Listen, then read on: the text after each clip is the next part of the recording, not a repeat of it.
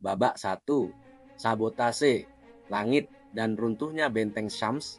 Banyak yang tertipu oleh narasi musim semi yang terlambat. Namun, audit data intelijen membuktikan bahwa kejatuhan Suriah pada bulan Desember tahun 2024 adalah operasi bedah saraf paling brutal untuk memutus urat nadi Axis of Resistance. Suriah bukan sekadar negara. Ia adalah hub utama, titik kumpul bagi seluruh sumber daya perlawanan Palestina yang datang dari berbagai penjuru dunia. Semuanya dimulai dengan financial strangulation melalui kebijakan Caesar Act Amerika Serikat dan sekutunya membangkrutkan sistem upeti yang menjaga loyalitas militer Assad. Dengan inflasi 800%, Bank Sentral Suriah dibuat lumpuh, memaksa para jenderal untuk memilih antara kesetiaan atau keselamatan aset mereka. Sementara di langit, teknologi Starlink V3 menjadi eksekutor digital pusat koordinasi pemberontakan Al-Julani. Saat internet lokal diputus untuk membutakan rakyat, faksi oposisi atau ISIS di bawah Abu Muhammad Al-Julani justru memegang jalur komunikasi langit via Starlink yang mustahil ditembus. Langit Suriah tidak lagi milik rakyatnya. Langit itu telah dicuri untuk melapangkan jalan bagi agenda besar Zionisme di kawasan tersebut. Babak 2, kronologi 12 hari, karpet merah bagi Benjamin Netanyahu. Mari kita bedah mekanisme penggulingan ini secara kronologis. Ini bukan perang konvensional. Ini adalah pembersihan jalur bagi agresi militer Israel yang lebih besar pada tanggal 27 sampai dengan 30 November tahun 2024. Komando Utara Suriah runtuh bukan karena kekalahan tempur, tapi karena sabotase frekuensi radio. Perintah palsu disuntikan ke pusat saraf komunikasi, membuat tentara mundur secara masif, memberikan kemenangan mudah bagi unit-unit kilat Julani. Pada tanggal 1 sampai dengan 4 Desember tahun 2024. Di saat paling kritis, pergerakan aset udara Rusia ditarik ke wilayah pesisir, dikarenakan Rusia fokus pada perang terhadap Ukraina. Suriah menjadi terbuka tanpa pertahanan udara.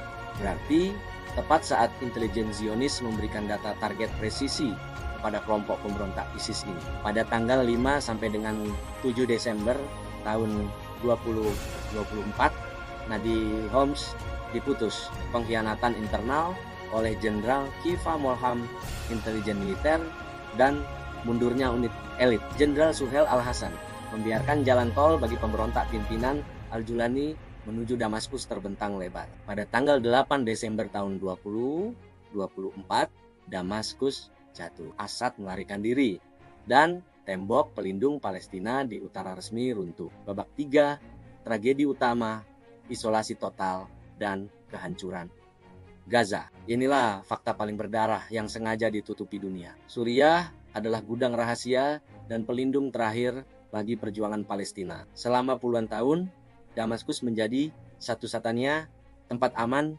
dan pusat konsentrasi bantuan logistik dari donatur global, LSM internasional, hingga peralatan pertahanan dari berbagai penjuru dikonsolidasikan melalui jalan rahasia bawah tanah menuju Palestina. Dan Suriah adalah rumah bagi jutaan pengungsi Palestina yang tidak punya tempat kembali. Begitu kedaulatan Suriah dihancurkan oleh kudeta tersebut, Benjamin Netanyahu mendapatkan apa yang paling ia inginkan: isolasi Gaza secara total. Terbukti setelah runtuhnya rezim Assad, rezim Netanyahu begitu mudah menutup semua jalur rahasia dan logistik bawah tanah yang selama ini mengalir via Suriah. Tanpa pasokan baru dari halaman belakang yang kuat, pejuang Palestina di Gaza terjepit dalam ruang hampa. Inilah alasan mengapa serangan Israel setelah ada bulan Desember tahun 2024 menjadi jauh lebih brutal, strategis, dan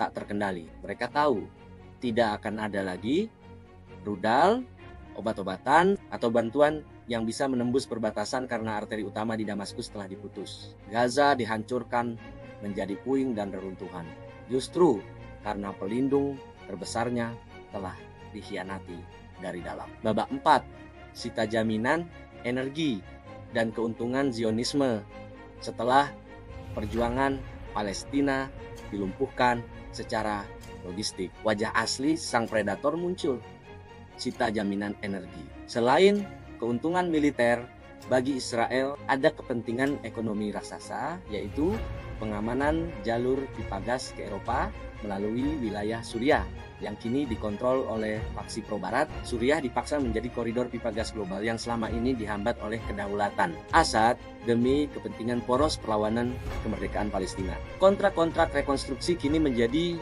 rancakan para oligarki ekonomi dan korporasi internasional. Mereka merampok minyak dan gas di atas tanah yang masih basah oleh darah para pengungsi. Ini adalah bentuk hostile takeover, pengambil alihan paksa yang sempurna, melumpuhkan perlawanan Palestina secara militer dan merampok sumber daya energi secara ekonomi. Kesimpulan, arteri yang diputus. Sahabat ulasologi, buka mata Anda, renungkan. Misi besar ini bukan hanya soal menjatuhkan yang katanya seorang diktator. Bashar al-Assad terpilih melalui pemilihan umum dengan hasil suara dominan dan demokratis. Ini adalah rencana sistematis Zionisme untuk menghancurkan jantung perjuangan Palestina dengan cara memutus mata rantai logistiknya yang paling vital. Kepentingan utama misi ini bukan hanya ekonomi, tapi mengamankan jalur pipa gas ke Eropa dan menghancurkan salah satu elemen kunci perjuangan Palestina. Karena Suriah bukan cuma transit pipa gas, tapi transit semua logistik dari luar Palestina ke Palestina. Sekaligus rumah bagi pengungsi Palestina terbesar di dunia yang hari ini pelindungnya telah dihancurkan. Mereka memutus urat nadi kehidupan sebuah bangsa, membiarkan Palestina berdiri sendirian dalam isolasi yang mematikan demi kepentingan oligarki, penyokong rezim mereka sendiri saja, dan bersekongkol dengan kekuatan penjajah Zionis Israel.